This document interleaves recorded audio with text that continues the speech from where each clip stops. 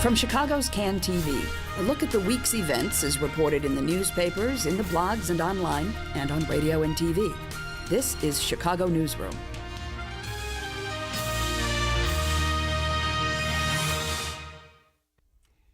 And hello again. Welcome to another edition of Chicago Newsroom right here on Can TV, just as we always are. Glad to have you with us today. My name's Ken Davis, and today, the CTA.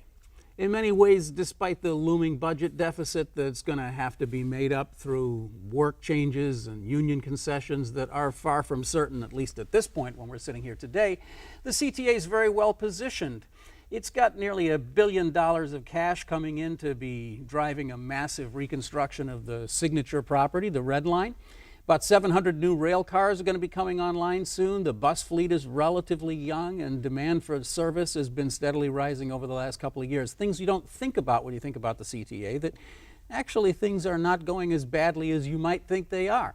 But as with any public agency, the costs are rising, and most of those costs involve paying people to run and repair the buses and the trains. So this is the world that Forrest Claypool has inherited since he became president, a couple months ago now? 6.5. Is it really been yeah, the Rahm administration. Wow, it's going very fast. Well, anyway, welcome to the program. Well, thank you for having me. Glad to have you here today. I asked you to come on the show because I kind of wanted to talk about the sort of the big picture of where the CTA is and where you think the CTA ought to go, where you want to take it in whatever length of time you get to run the place. We do have to talk a little bit about the budget, though, because first of all, I guess congratulations are in order that your board passed a budget the other day. Thank you. But that budget, let's do the numbers, shall we? It's a $1.24 billion budget, as I understand it. But there is built into it this structural deficit that even though the budget's been approved, you still have a hole in there of over $100 million that you still have to negotiate in work changes, rule changes, that kind of thing. Right. So obviously, the cynic would say, how can you pass a budget when you haven't even begun? Your next Tuesday is the first day you're going to sit down with the unions. How can you do that? Well, it's basically, I think, the responsible thing to do because it buys us the time to actually go through the collective bargaining process. The union contracts expired December 31st. By doing it this way, we'll have 6 to 8 months where we can actually go through the bargaining process and negotiate a new contract. The outcome of that contract could very well avoid a fare hike, could very well avoid deep service cuts. And as you know, in 2009, fares were raised.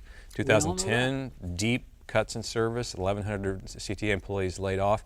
We're trying to avoid that again, and it was not, I felt it was irresponsible to go back to our customers, cut their service, raise their fares, lay off our employees again when we hadn't exhausted every single legal option at our disposal. And that includes getting rid of these archaic, cumbersome work rules that were created decades ago, benefit a relatively small number of employees at the expense of everyone else. Those are tens upon tens of millions of dollars that could be used to avoid a fare hike and avoid service cuts. So we did our part as managers in this budget, though. The deficit was $277 million. And we, $117 million of that we've addressed, including through significant deep management cuts, management efficiencies. So we've done everything we can do on the management side, but we have to have some help from our union partners. At some point, so the non-union side of it has been addressed as much as you can. Now it's the union. So talk to me a little bit about, you used to be a chief of staff for Mayor Daley. You've been around government for a long time. You ran the Park District. You know this stuff. And you know that a lot of it is negotiations at the union negotiating table, but a lot of it is optics. A lot of it is public relations and how you play in the public. And that's something that we like to talk about a lot here on this program. So how do you walk this line? How does a president come into the CTA and assure the public that he is doing everything possible to make their experience as good as possible, but also not to tick off all the frontline workers who mean so much? Because more than, I don't want to get into a speech here, but more than anybody else who runs a government operation, you rely on your frontline workers, because everybody's experience is with that bus driver. Right. Right, particularly on bus. You're 100% right, and that is the real challenge. And I'll tell you something that's very difficult because the message gets filtered by the media, gets filtered by union leaders who are running for election just like politicians and they want to stir things up. I start every time I talk about these work rules, for example, which there's been a lot of publicity about at the CTA. For example, employees getting their birthdays and anniversaries off, and if they work on those days, getting 2.5 times pay. I mean, many examples like that. Someone who's convicted of drunk driving and can't drive one of our buses, we have to carry them for 6 months at taxpayer expense while they try to get their license back. Those sort of things we talk about, and they're legitimate subjects of discussion, but you're right, they tend to get filtered back as somehow an attack on workers. They're not at all. I've said repeatedly and over that the vast majority of our workers work hard every day, show up, provide tremendous professional service, and someone can have some of the hardest jobs, I think, in government. And I say that over and over, but sometimes that message is lost in the context of discussing these work rules, which really we're trying to reform in order to save jobs. Our first priority is to save the good-paying jobs with good benefits of our employees, and more importantly, the service they provide to our customers. I really want to dwell on that for a second because I think that is, I just don't think that can be emphasized enough.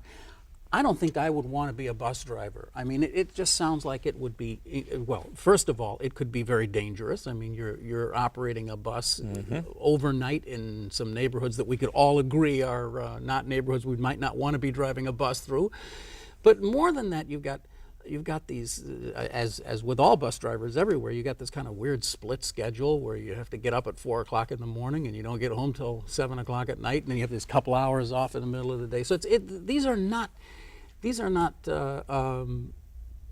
puffy jobs. They're hard jobs. You got to work really hard to get them. No question. And as I said, this notion that you come into office and immediately start sort of banging on them, like these people are being absent. They're absentees. They've got these ridiculous work rules that are costing us lots and lots of money. So it puts you in a funny position. But on the other hand, the zeitgeist of the public right now seems to be that, hey, these guys who work for government get lots of money and I don't. They get benefits and pensions and I don't. So screw them. Whatever you do, you go after them. Well, look, my point is that these work rules that maybe the agency could have afforded long ago, after the greatest economic downturn since the Great Depression, we simply can't afford any more. They're luxuries that we can't afford anymore. To pay people, 2.5 times pay to work on their birthdays, to pay 3 different unions to do a job that in the private sector is done by 1.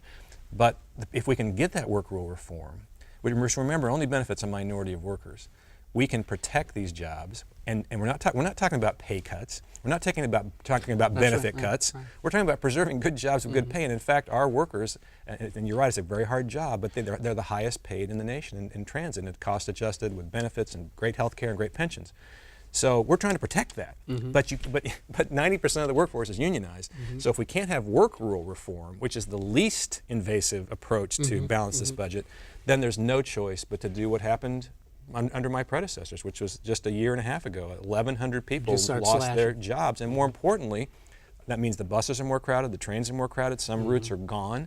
Some woman trying to get to a night shift job somewhere is standing in a much longer in a corner waiting for a bus in the dark. That's what we're trying to avoid. We're trying to protect our customers and our workers, but the labor leaders can't pretend like it's 20 years ago. Times have changed. Well, and interestingly enough, the labor leaders for both bus and rail, as critical as they're being of your approach to this, have basically agreed with you that one of the big problems is absenteeism. And I know the Tribune did a pretty extensive story on that about a month ago, where they actually kind of laid out the number of trains that don't leave the depot every day because there's just no crew to run them, or buses that don't. And I have to say, I was astonished by those numbers. I kind of sort of follow the CTA, and I think I know a little bit about it, but I just couldn't believe those numbers, that you have literally hundreds of trains a month that just don't ever materialize because you don't have crews for them. Well, they're delayed. I mean, but more importantly, it's the cost of the system. We managed to get them out. There's a delay, and they managed to get out. The trouble is that it costs us $40 million a year to pay for overtime and what's called an extra board. It's a huge number of people who just come in on the anticipation that there'll be rampant absenteeism. that is 2.5 times the national average. If we can just get our absenteeism rate down to the national average, we can save $40 million a year, which is, real money. And that can be used to protect service, protect fares, protect jobs. And I mean, just those numbers in themselves are pretty interesting too. That I mean, how many bus drivers do you deploy on an average day? Like, well, we have thousands. We have thousands and thousands of bus drivers on any given day, shift. I couldn't sit here and tell you exactly, but obviously thousands. But nevertheless, the point is that you have something like 600 on the substitute board who just have to show up to sit and wait in case a bus doesn't go out. That's right, and these work rules aid and abet that. 600 people. Exactly, and these work rules aid and abet that. It's embedded overtime, embedded absenteeism. We just want work rule changes to allow us to basically discipline out the abusers of that system. Because again, the vast majority of our employees show up to work every day. They work hard, they do their job. Why should they be penalized? Why should they have their job threatened, their benefits threatened by a minority of workers who are protected by the union leadership with these arcane work rules that don't allow us to discipline them effectively out of the system? This is, to me, common sense, and I think to most people it's common sense. We're trying to protect the good jobs, good benefits of our workers, and the service they provide customers who've already had their service cut in the previous regime. And work rule reform is by far and away, after this huge economic downturn where our revenues have fallen by hundreds of millions, our expenses are rising dramatically. What do you do? To me, this is a common sense solution, but it's going to require, some difficult negotiation. It should be noted as we get off of this topic that obviously the union leaders disagree vehemently with what you've been saying, and they refute it point by point and say that this is not true and this is not true, and we'll deal with that again at another time. And as long as we're doing all the disclaimers here, I have to do the disclaimer that you and I worked together on a couple of different occasions. When I worked in the mayor's office, you were the chief of staff, and I was in the mayor's office at that time and enjoyed working with you. So much so that when you ran for Cook County, the president of the Cook County Board, I was your press secretary. That's right. So that's right. You can did a take great that. job, too. Thank you very much. You can take that and you can see the whole conversation and you can just dismiss everything we're saying here today because obviously I'm just some shill for Claypool. But I don't think that's true. But that's my opinion. A part of the problem is very deeply systemic, and it goes back to, the CTA was incorporated in 1947, and by 1948 it was in financial crisis. When you read the history of the CTA, it's just one year after another of we don't have enough money, we have to lay people off. Right. But things seem to they got marginally better when the RTA was created in the 70s, and then they got marginally worse when the RTA kind of got itself into this situation where it was relying a lot on sales tax revenue, and that sales tax revenue hasn't kept up with the needs of RTA and Metra, or PACE and Metra and the CTA.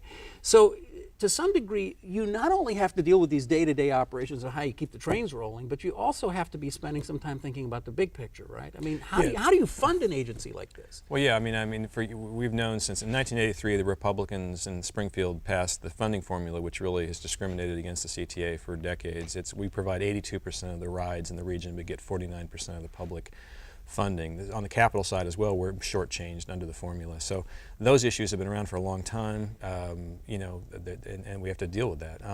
There's also, we're under mandates all the time too. We provide, for example, a lot of free rides. We provide free rides to seniors, discounted rides to seniors. Fewer today than a year ago. Fewer today, but still a lot, depending on income, and even we provide half fare for all seniors, regardless of income, even if you make $1 million.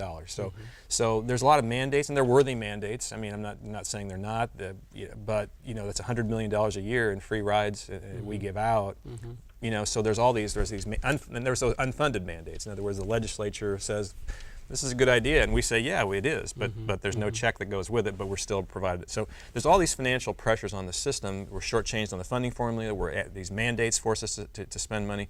So, those are challenges we have to overcome, and we have to deal with the reality, though. That is the reality. But the reality is that that's not going to change probably. Exactly. Exactly. Like nobody's going to come riding to the aid of the CTA. Well, that's exactly right. So we have to do it ourselves. And what I've tried to do in the first 6.5 months in office under the new manual administration is to show that we can do more by being better managers. And we started out with security. We added police officers, what they called wolf pack patrols that go from car to show visibility, some undercover police. I've just completed putting in 1,800 security cameras, which has already led to dozens of arrests, including some high-profile cases. That's job number one is security. We launched a huge station repair and cleaning initiative so that our stations are more aesthetically appealing to our customers. We're rolling out bus tracker to bus shelters, so you can now know when the darn bus is coming. You can actually look up and see it's going to be in 3 minutes or 5 minutes. And by the way, astonishingly, it works pretty well most of the time. Yeah. It's pretty incredible. Yeah, and then there's sort of conveniences. And as you mentioned at the top of the show, we negotiated a difficult contract, and we actually found a way to finance brand new rail cars, which we're rolling out to our customers. So we are moving, and of course the biggest part, again, you mentioned, which is working with Governor Quinn and Mayor Emanuel. We had a $1 billion capital investment in the Red Line that we're rolling out over the next 2 years to essentially build a brand new railroad on the south side. Right now, slow zones down there are just 15-mile-an-hour slow zones mean there's 10-minute longer commute for people who live on the south side. And the stations on the north side, if people have seen those in recent years, know that they're 100 years old and almost falling apart. It's just unspeakable. So that $1 billion will be a huge service improvement. So we've done all that despite the economic constraints that we're in, and so we're going to continue to improve service. We're going to continue to be innovative, but fundamentally we have to right the fiscal ship once and for all through structural and labor reform, because if we don't, as you said at the top of the show, it's like 1948, 2 years ago, 10 years ago. We can't have this crisis after crisis after crisis at the CTA. Well, and again, I guess this, in the overall scheme of things, is a minor issue, but it turns out to be a major issue over time, which is that for years and years, decades, the capital money always gets sucked up at the end to pay for salaries. And so money that should have been rebuilding those stations all along and fixing the tracks was just never. So that's how you end up with the mess that the Blue Line was in a couple of years ago. Yep. As a Jeff Park rider, let me tell you, it was getting up to, like 50 minutes to get downtown, just rumbling along in the subways at 8-9 miles an hour. That's right, and that's what the Red Line customers are experiencing now on the south side. And so, and you're right. Last year, the CTA board put $113 million in from capital, which is supposed to be used to repair the system, to pay salaries and operating expenses. The budget that I passed this week has no dollars from capital to operating. We're going to take every dollar of capital we have to invest in the system and improve the riding experience for our customers. And that hasn't happened for a long time. For a long, long, long time. In fact, the CTA, in the last 4 years alone, borrowed $500 million with a B, $554 million from the state, from the RTA, from the capital budget, just to pay the bills. We can't do that anymore. There's no one left to borrow from. This is the day of reckoning. It's come. So the 1,000 people who were laid off last year, has that at least had some kind of positive financial impact? I mean, your outlay for personnel must be lower, right? Oh yeah, there's no question that it's lower. But I think we're reaching the point though that I fear that some of our bus and train routes are becoming the point where the crowding has become, to me, I think, becoming unacceptable.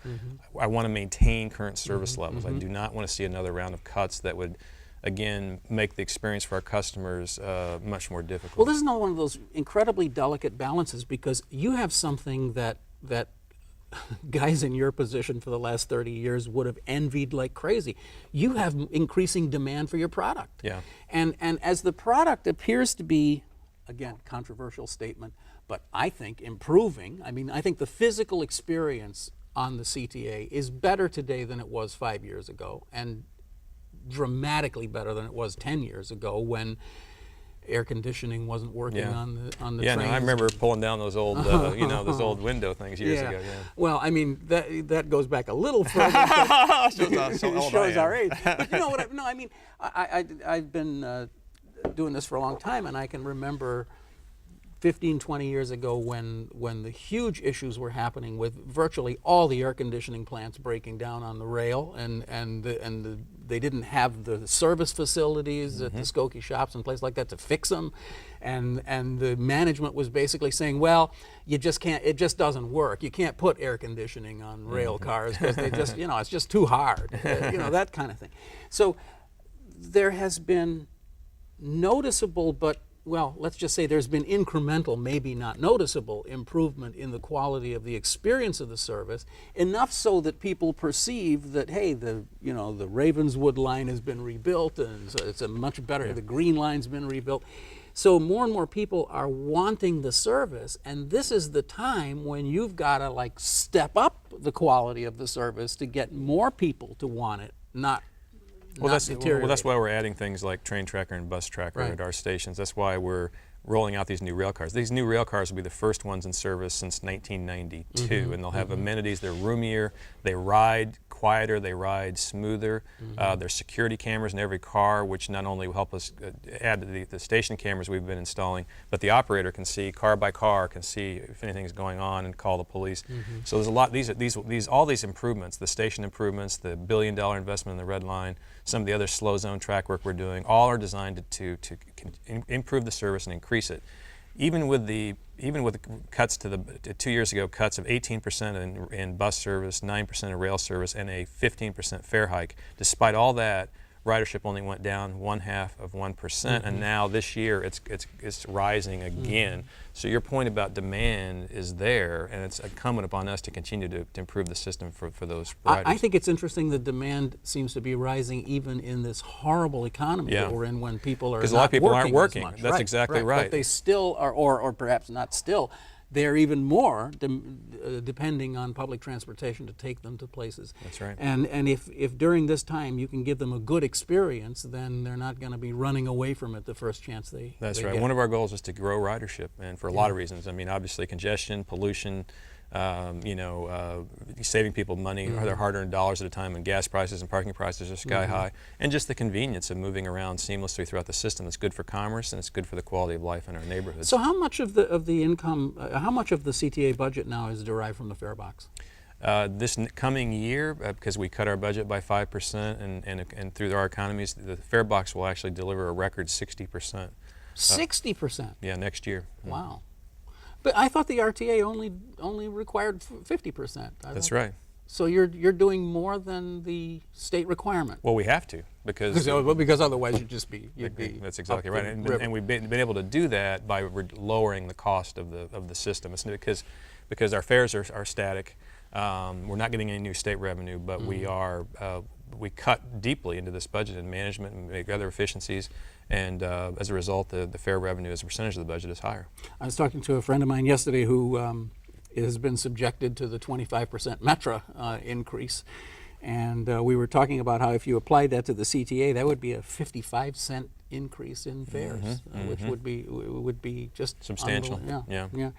So, all right. The reason that we called you here to talk about from here. Where do you go from here? You've got the chance of making the Red Line into an actual rapid transit line once again. If it ever was one, it could become one. But you have to think way beyond that. You have to be also, in your spare time, you have to be thinking 20 years out, 25 years out. Well, maybe 10. Maybe 2. Personal transportation vehicles. But no, I think a lot of, like I said, we're doing everything we can with the resources we have, and I think we've proven to be pretty innovative. In just 6 months, the litany of accomplishments I think I listed earlier is significant. But at some point, the federal government does have to step up and have a new transportation bill that allows not only our city, but other cities, New York, Philadelphia, Boston, the legacy cities, to rebuild our infrastructure, and that's not yet happened because we need, for example, $4 to $5 billion to do the entire Red Line reconstruction, which is in a planning process. And this $1 billion is a great down payment. We're doing it ourselves without the help of the federal government. So, but we need it's impossible to find local and state resources really to go to that length to rebuild the line that provides 40% of all our rail lines. So we'll be spending a lot of time in Washington. I've already been to Washington to meet with Secretary LaHood a couple of times. He's been as helpful as he can be. We're trying to see what the results of the next election will be, and we're hopeful that President Obama and the Democrats will prevail.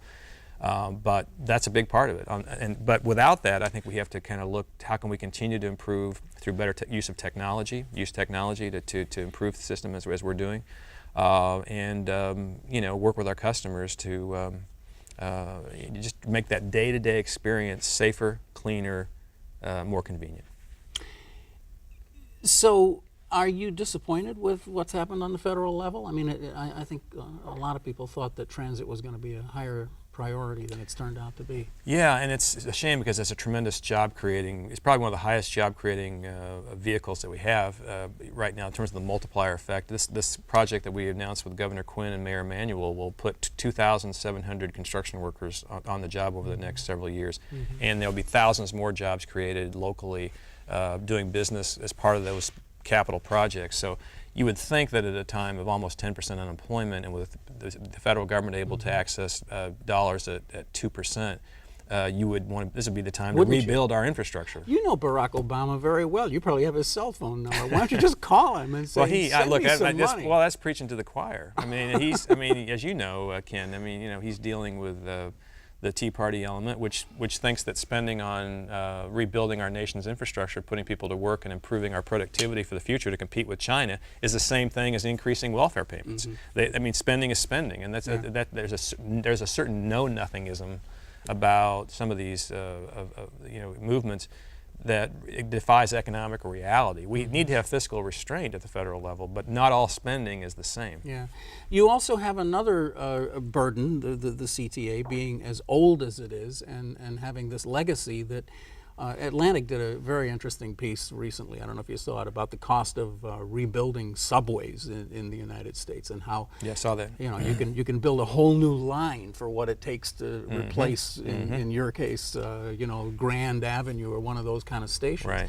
So yeah, you've got $1 billion, and everybody says, "Wow, we got $1 billion for the Red Line." But that'll give you a couple of stations and maybe replace most of the track, and then you still got 30, 40 stations that are 100 years old. Yeah, it'll allow us to do a little more than that. It'll allow us to essentially touch every station in some way on the Red Line, including significant rehabs and facelifts, and it'll allow us to build new power stations as well as signaling systems and all the guts that people don't see. The stuff that nobody cares about. Yeah, but except it makes the trains run and run faster and more of them.